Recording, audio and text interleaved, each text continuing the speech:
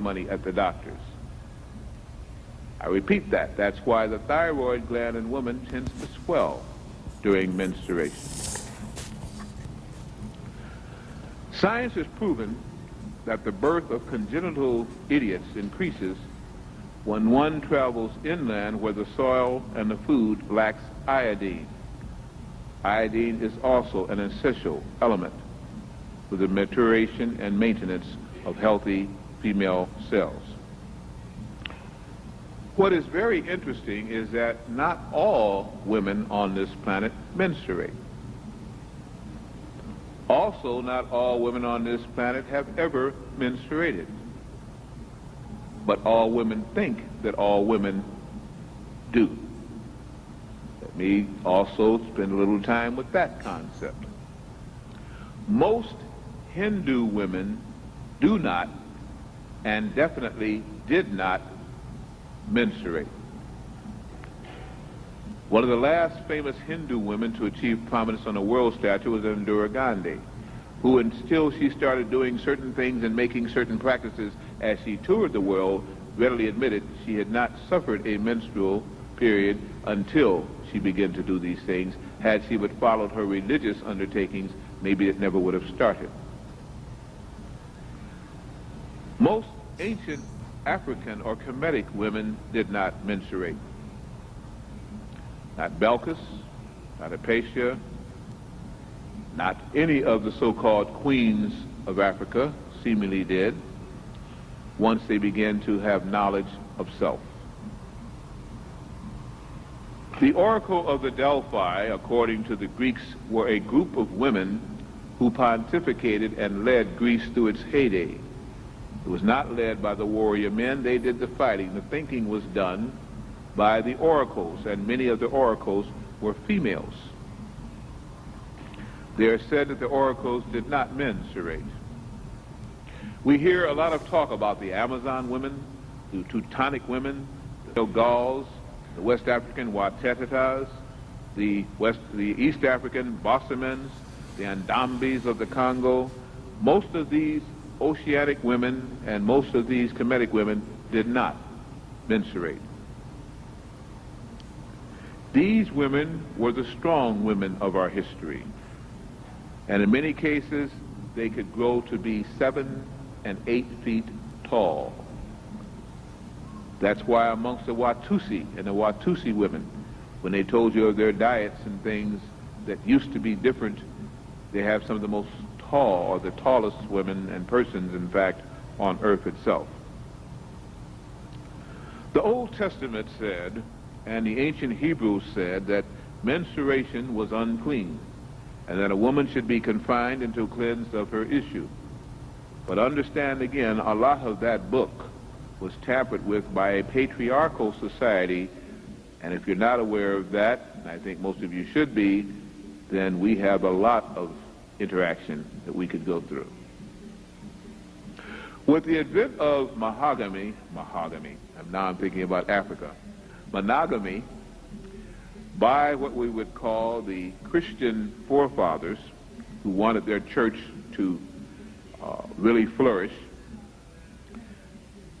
came the taught, learned sensation that menstruation was correct, menstruation was necessary, and was the woman's paying for her sins for having made Adam eat the apple, and now must also bear her child in pain and affliction. And many of you bought that, didn't you?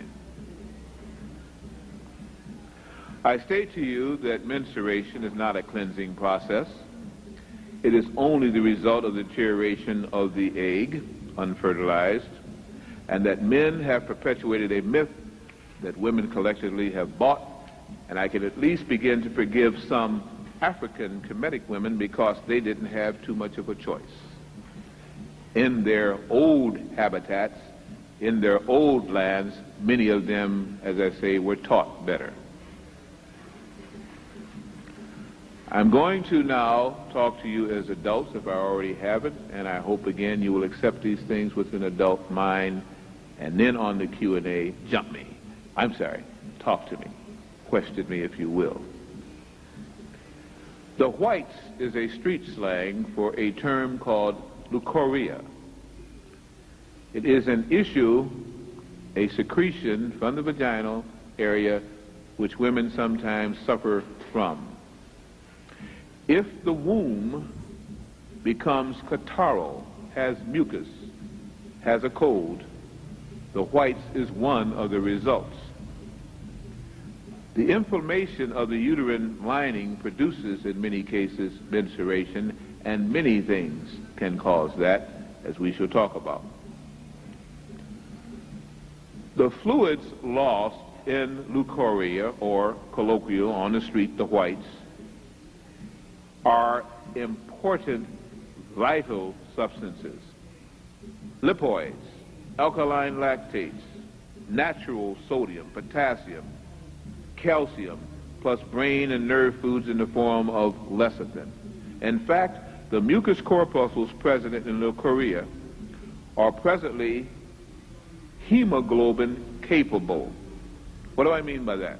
It means that they are capable of forming human blood-carrying, oxygenating corpuscles.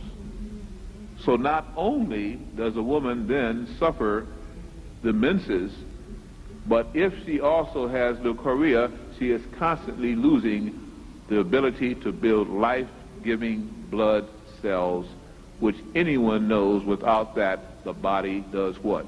Deteriorates. Some women are on a constant menses. And then you wonder why some women are very irritable, very agitative, anemic. They get dizzy and have migraine headaches and jump at the sound of a firecracker 20 miles away, which they think they can hear.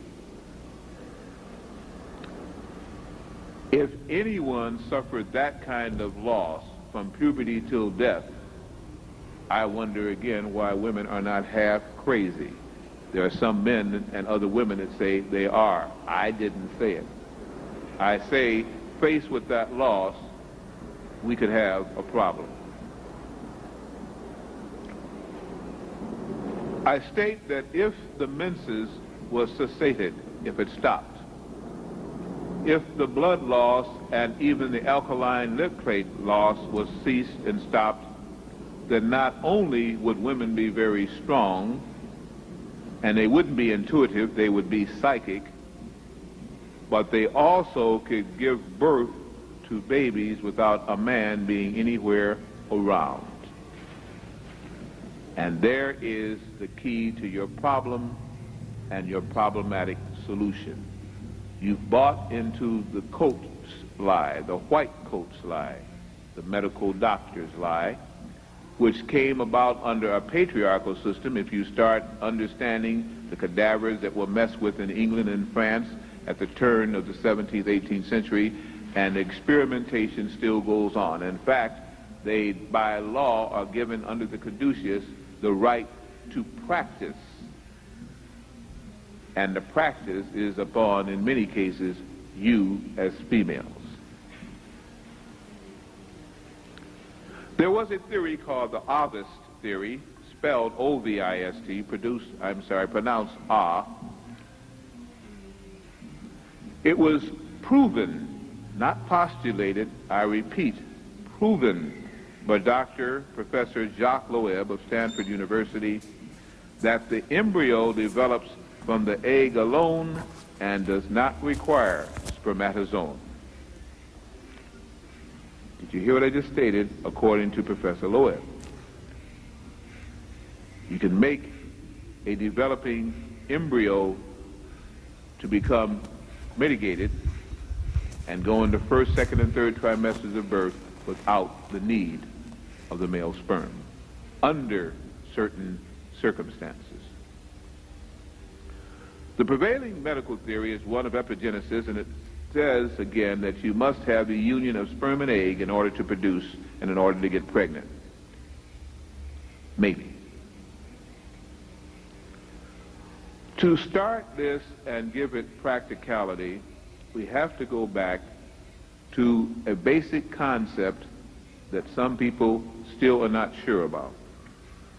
I state that women had to have been created before men or formed before man, because you cannot get a man from a man, you cannot get a woman from a man, but you can get a man from a woman, and you can get a woman from a woman, and think about that. Any problem with that statement, that compound complex sentence? I don't have one. This is what the old church, the Church of England, and under King Constantine and the Bishop Eusebius, the Church of Rome, had to get rid of and had to change. The last honesty amongst Caucasian principalities dealing with Christianity, and especially Catholicism, came with the onset of the Greeks, who broke away into the Greek Orthodox Church because they got tired of the lies that were being formed and wanted to continue with some semblance of truth from the Greek society. The last time when the Caucasians told truth.